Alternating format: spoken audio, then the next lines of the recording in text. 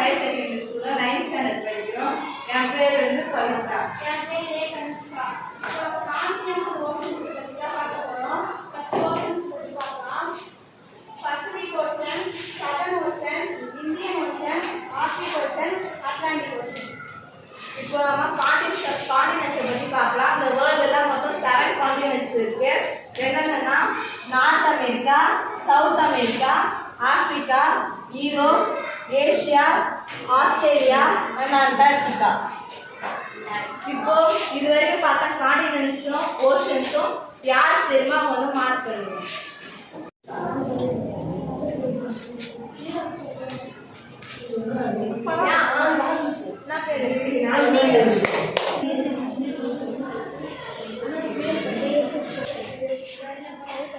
orange colour கீழே orange